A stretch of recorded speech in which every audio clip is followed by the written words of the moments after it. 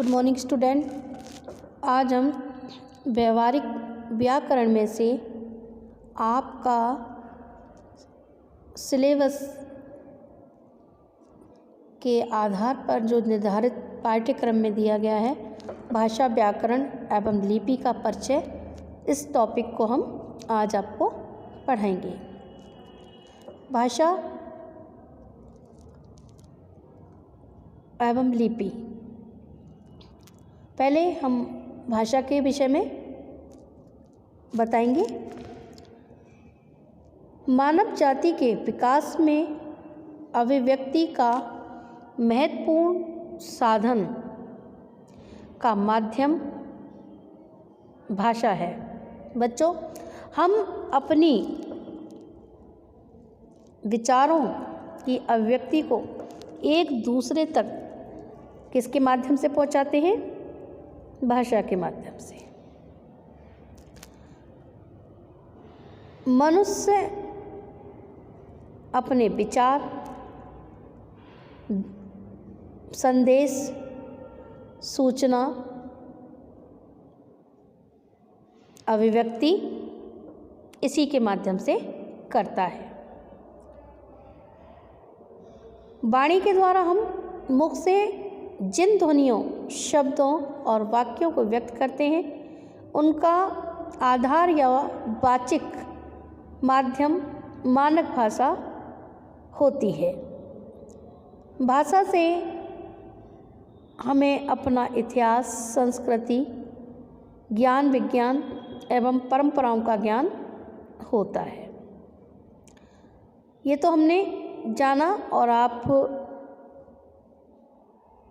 भाषा के विषय में छोटी कक्षाओं से ही पढ़ते आ रहे हैं। तो अपना टॉपिक भाषा है, तो इसलिए मैंने आपको समझा दिया कि अपने विचार और अभिव्यक्ति का जो माध्यम होता है भाषा के रूप में ही माना जाता है। विचार विनिमय को एक दूसरे तक पहुंचाना भाषा कहलाता है। अब भाषा शब्द की उत्पत्ति किस प्रकार होती है, ये आपको समझना है। भाषा शब्द संस्कृत की भास धातु से बना है। बच्चों, किसकी धातु से बना है? संस्कृत की भास धातु से बना है। भास धातु का अर्थ है व्यक्त वाणी, यानी अपने विचारों को व्यक्त करना, मनोभावों को कहने तथा भावों को प्रकाशित करने के लिए साधन को भाषा कहते हैं। इस प्रकार एक प्राणी अपने किसी उच्चारण अवयव द्वारा दूसरे प्राणी पर जो कुछ प्रकट करता है वही भाषा कहलाती है। यानी अपने विचार, अभिव्यक्ति एक दूसरे तक प्रेषित करना भाषा कहलाती है। भाषा की परिभाषा। अनेक विद्वानों द्वारा वैज्ञानिक व्याकरणों ने भाषा की परिभाषा दी है। पतंजलि ने कहा है, मनुष्यों की व्यक्त वर्णनात्मक वाणी ही भाषा कहलाती है।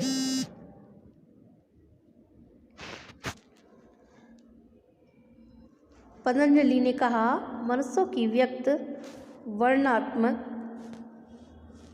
वाणी ही भाषा कहलाती है। इसी प्रकार हिंदी के एक आचार्य ने कहा है, ध्वन्यात्मक शब्दों के द्वारा विचारों का प्रकटीकरण ही भाषा है। तो इस प्रकार हम तरह तरह से विद्वानों ने अपने मतों के अनुसार भाषा को बताया है कि किस तरीके से हम अपने विचारों को, सभी का एक ही मत होता है कि आदान प्रदान, अपने विचारों की अभिव्यक्ति, आदान प्रदान, बातों को ही भाषा का रूप दे दिया जाता है। वो साहित्यिक भाषा हो या आम बोलचाल भाषा। ठीक है बच्चों, अब हम भाषा के प्रकार लेते हैं। भाषा कितने प्रकार की होती है आप सभी को जानकारी है। भाषा दो प्रकार की होती है, लिखित और मौखिक। दो प्रकार भाषा के होते हैं, मौखिक जो वाणी के द्वारा उच्चारित किया जाए, लिखित जो हाथों के द्वारा लिखा गया उसको हम लिखित भाषा कहते हैं। मौखिक भाषा से आप आपसे बातचीत करते हैं, संवाद करते हैं, और लिखित भाषा में आप लिपि के माध्यम से अपनी प्रकाशन अभिव्यक्ति को व्यक्त करते हैं। ठीक है। संसार की जितनी भी भाषाएं होती हैं उनकी बोली और भाषा भिन्न होने से लिपि भी भिन्न हो जाती है। बच्चों, अपनी जो भाषा है देवनागरी लिपि के अंतर्गत आती है। अब दूसरा टॉपिक इसमें आता है, भाषा और बोली क्या होती है। भाषा और बोली दोनों में ही बच्चों अंतर होता है। एक सीमित क्षेत्र में बोली जाने वाली भाषा के स्थायी रूप को बोली कहा जाता है। एक सीमित क्षेत्र, जैसे राजस्थान के अंतर्गत भी गांव, शहर, अन्य कस्बे में बोली जाने वाली उपबोलियाँ। ठीक है। यहाँ कहा जाता है कि कोस कोस पर पानी बदले 5 कोस पर वाणी, यानी कोस कोस पर पानी बदल जाता है और 5 कोस पर वाणी यानी भाषा बदल जाती है। हर 5-7 मील पर बोली में बदलाव आने लग जाता है। भाषा का सीमित, अविकसित तथा बोलचाल वाला रूप बोली कहलाता है, जिसमें साहित्य रचना नहीं होती तथा जिनका कोई व्याकरण भी नहीं होता और शब्दकोश भी नहीं होता है। भाषा विस्तृत क्षेत्र में बोली जाती है। किसी बोली का संरक्षण तथा अन्य कारणों से यदि क्षेत्र में विस्तृत होने लगता है तथा उसमें साहित्य लिखा जाने लगता है तो वह भाषा बनने लगती है और उसका व्याकरण निश्चित होने लगता है। तो बच्चों, अपना मेन जो सिलेबस के निर्धारण किया गया है भाषा, तो अपन पहले भाषा लेते हैं और उसके बाद में अपन ने भाषा शब्द की व्युत्पत्ति समझी, भाषा की भिन्न भिन्न विद्वानों ने किस प्रकार अपने मत दिए और भाषा के प्रकार जो कि लिखित और मौखिक अभी आपको समझा दिया गया। भाषा और बोली में क्या क्या अंतर है ये आपको बता दिया। अब भाषा के भेद कितने होते हैं। भाषा के प्रमुख भेद या रूप 8 प्रकार के होते हैं। 8 प्रकार, यानी पहला है मूल भाषा, दूसरा व्यक्ति बोली या व्यक्ति भाषा, तीसरा उपबोली या स्थानीय भाषा, चौथा बोली और भाषा, पांचवा आदर्श भाषा या परिनिष्ठित भाषा, छठा राष्ट्रभाषा, सातवां विशिष्ट भाषा, आठवां कृत्रिम भाषा। भाषा की इकाइयाँ। भाषा की 5 इकाइयाँ निम्नलिखित होती हैं। किसके द्वारा हम उच्चारण करते हैं। ध्वनि, वर्ण, शब्द, पद और वाक्य। ध्वनि हमारे मुख से निकलने वाली प्रत्येक पूर्ण एवं स्वतंत्र आवाज़ ध्वनि कहलाई जाती है। वर्ण मुख से उच्चारित स्वर, व्यंजन, ध्वनियाँ जब लिखित रूप में प्रयुक्त होती हैं उसे वर्ण कहते हैं। नेक्स्ट, पद, वाक्य में प्रयुक्त विभक्ति युक्त शब्द को पद कहते हैं। वाक्य सार्थक शब्द समूह को अविन्तार्थबोधक एवं विचाराव्यक्ति होने पर वाक्य कहते हैं। ये भाषा की इकाइयाँ हो गई। किस प्रकार से हम भाषा की इकाइयाँ में परिवर्तन करते हैं।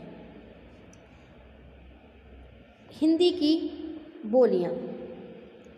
हिंदी केवल खड़ी बोली का ही विकसित रूप नहीं, बल्कि अन्य बोलियाँ भी इसमें समाहित हैं, जिसमें खड़ी बोली भी शामिल है। ये इस प्रकार से है। पूर्वी हिंदी। पूर्वी हिंदी में बच्चों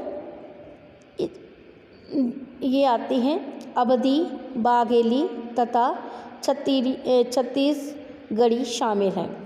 अब आपका प्रश्न बनता है कि पूर्वी हिंदी में कौन कौन सी बोलियाँ बोली जाती हैं? तो इसमें आपका आंसर निकल के आ जाता है अवधी, बघेली और छत्तीसगढ़ी शामिल।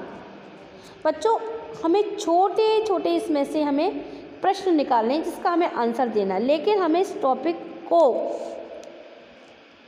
विस्तृत ही पढ़ना पड़ेगा, क्योंकि जब तक हम विस्तृत ज्ञान नहीं लेंगे तब तक हम उस आंसर्स को नहीं बता पाएंगे। तो जितने भी आपके मैंने यहाँ पर ये टॉपिक लिए हैं और आपको बताया है, तो उसमें आप इन क्वेश्चंस आपके छोटे छोटे आ जाएंगे। जैसे आ जाता है कि राजस्थान में बोली जाने वाली बोलियों के विषय में बताइए। तो राजस्थान की मेवाड़ी, मारवाड़ी, मेवाती तथा हाड़ौती बोलियां शामिल हैं। राजस्थान में कौन कौन सी बोलियां शामिल हैं? मेवाड़ी, मारवाड़ी, मेवाती और हाड़ौती। बिहार में बोली जाने वाली बोलियां कौन कौन सी होती हैं बच्चों? मगही, मैथिली तथा भोजपुरी। तो ये जो प्रश्न आएंगे आपके बोर्ड कक्षाओं में, बोर्ड के प्रश्न पत्र में, बोर्ड की कक्षाओं के लिए अत्यधिक महत्वपूर्ण प्रश्न है बोलियों और आपकी भाषा से संबंधित। तो प्रश्न यही बनते हैं। अब जैसे मैंने आपको विस्तृत में बताया कि भाषा 2 प्रकार की होती है, तो प्रश्न बन जाता है भाषा कितने प्रकार की होती है? तो भाषा 2 प्रकार की होती है, लिखित और मौखिक। इसी प्रकार यहाँ पर बोलियों के विषय में बताया, बोलियाँ कितनी कैसी होती हैं। तो बोलियाँ आपकी ये हो गई, कौन कौन से क्षेत्र में कौन कौन सी बोली जाती है, तो ये आपको बता दिया।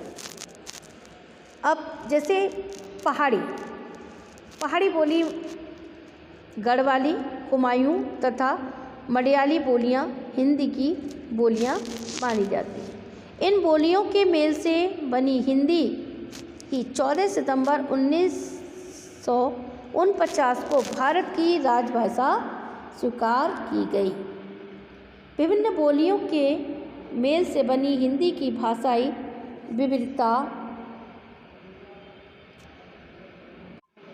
विविधता के कारण ही हिंदी के क्षेत्रीय उच्चारण में विविधता पाई जाती है। अब इसमें हम नेक्स्ट टॉपिक लेते हैं व्याकरण। व्याकरण भाषा का एक संपूर्ण शास्त्र है। व्याकरण क्या है बच्चों? भाषा का एक संपूर्ण शास्त्र है। व्याकरण शास्त्र के द्वारा ही भाषा की ध्वनियाँ, स्वर, व्यंजन के उच्चारण, स्थान, प्रयत्न एवं स्वरूप आदि के साथ उनका विश्लेषण किया जाता है। शब्दों की शुद्धता एवं पदों का निर्वचन व्याकरण के द्वारा हो पाता है। इस प्रकार हिंदी भाषा की ध्वनि, वर्ण, पद, वाक्यांश, वाक्य आदि का ज्ञान तथा भाषा का शुद्ध प्रयोग व्याकरण से ही हो पाता है। अब व्याकरण क्या है? व्याकरण की परिभाषा क्या है? व्याकरण शब्द का अर्थ है विश्लेषण करना।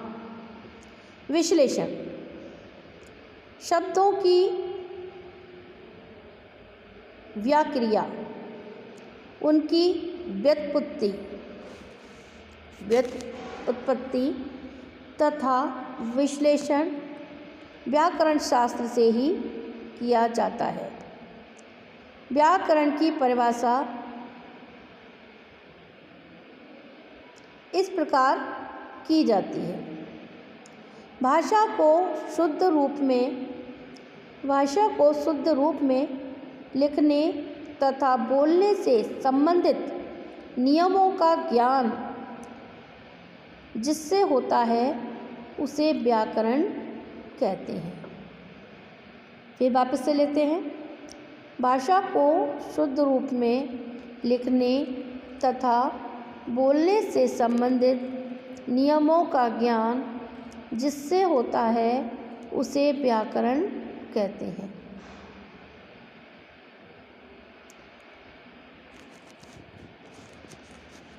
व्याकरण और हिंदी भाषा में क्या अंतर है, इसको देखते हैं। और आपके क्वेश्चन आंसर मैं बार बार आपको बता रही हूँ, कोई भी टॉपिक आपका बच्चों नहीं छूटना चाहिए। मैंने आपको जब आपकी ऑनलाइन क्लासेस थी तो पूरा ग्राफ बनाकर भी आपको समझा दिया था कि कौन कौन सी भाषाएं, कौन कौन सी उपबोलियाँ हैं। फिर भी मैं वीडियो के माध्यम से आपको पूरा समझाने का प्रयास कर रही हूँ और आपको क्वेश्चन आंसर भी बताती जा रही हूँ किस तरीके से आपको क्वेश्चन आंसर इसमें से छोटे छोटे निकलेंगे और आपको उस क्वेश्चन आंसर को याद करना है। और ये एक एक नंबर की क्वेश्चन आंसर आपके लिए बहुत ही महत्वपूर्ण हैं। छोटे छोटे प्रश्न आपके पूछे जाएंगे, उसका आपको आंसर देना है। व्याकरण और हिंदी भाषा से संबंधित समझते हैं अपन। व्याकरण शास्त्र भाषा के शुद्ध रूप को बोलने या लिखने के नियमों का ज्ञान कराता है। प्रत्येक विकसित भाषा व्याकरण के नियमों के अनुसार चलती है। प्रत्येक विकसित भाषा किसके अनुसार चलती है? व्याकरण के नियमों के अनुसार चलती है। हिंदी भाषा का व्याकरण मूल रूप से संस्कृत व्याकरण के नियमों पर चलता है। सभी शब्दों की उत्पत्ति, उनके रूप, यौगिक और योग ऋण रूप संस्कृत की मूल धातु उपसर्ग एवं प्रत्यय के योग से बनते हैं।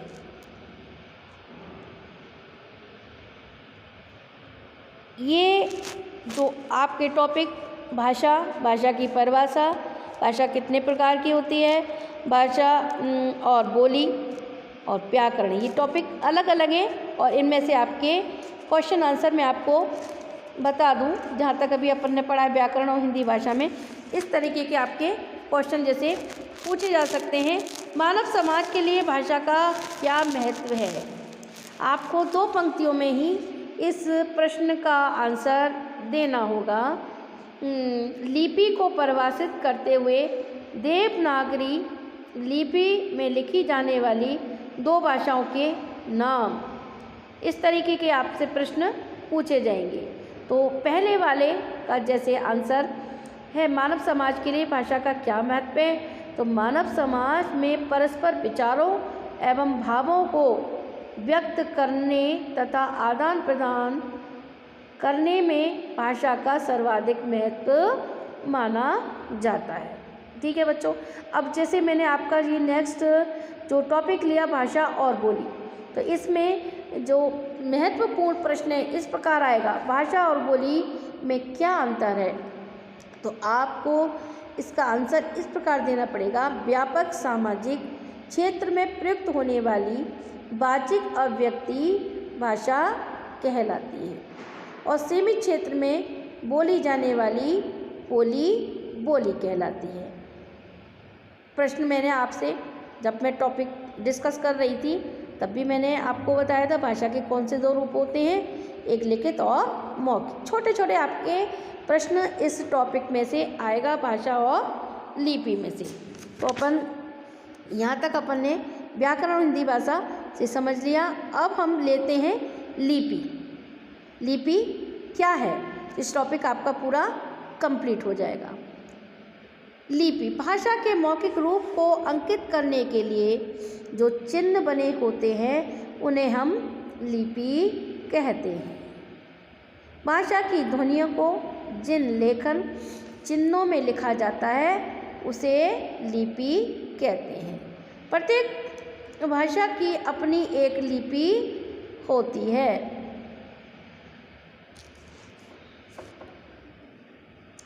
जैसे उर्दू, फारसी, पंजाबी की, गुरमुखी, अंग्रेजी की, रोमन, तमिल लिपि,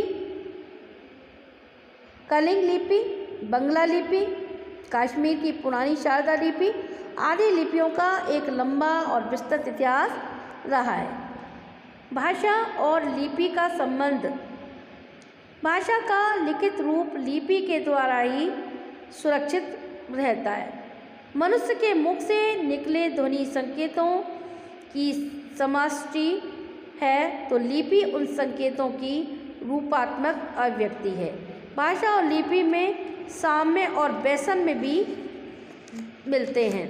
दोनों भावों और विचारों के वाहक होते हैं।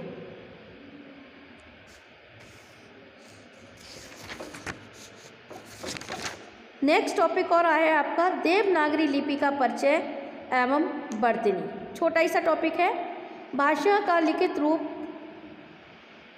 स्थायी होता है। लिपि में वर्तनी चिन्हों का प्रयोग किया जाता है। संस्कृत, हिंदी, मराठी, कोंकणी, नेपाली आदि भाषाओं की लिपि देवनागरी लिपि है। ये महत्वपूर्ण प्रश्न बनता है, कौन देवनागरी लिपि किन किन भाषाओं की है? तो संस्कृत, हिंदी, मराठी, कोंकणी, नेपाली आदि भाषाओं की लिपि कौन सी है? देवनागरी लिपि। अंडरलाइन कर लीजिएगा। देवनागरी लिपि का मानक रूप तैयार किया गया है और उसमें भी स्वर तथा व्यंजन, ध्वनियाँ एवं वर्णों का मानक प्रयोग किया जाता है। भारत की दो प्राचीन लिपियाँ थीं, पहली ब्राह्मी लिपि बच्चों और दूसरी खारोष्ठी लिपि। ब्राह्मी लिपि से ही देवनागरी लिपि का विकास हुआ है। बच्चों प्रश्न बनता है कि देवनागरी लिपि का विकास कहाँ से हुआ? तो आपका जो आंसर इसी में से निकल कर आ जाएगा। ब्राह्मी लिपि से देवनागरी लिपि का विकास हुआ है। तो हमें इतना जो हमने टॉपिक डिस्कस आपसे किए वीडियो के माध्यम से, और जब ऑफलाइन क्लासेस हो रही थी तब भी मैंने आपको पूरे चार्ट के द्वारा समझाया था बच्चों। तो हमें एक एक टॉपिक पर प्रश्न जितने निकलते हैं उस पर हमें विशेष ध्यान देना है। दूसरा आता है ये लिपि बाईं ओर से दाईं ओर लिखी जाती है।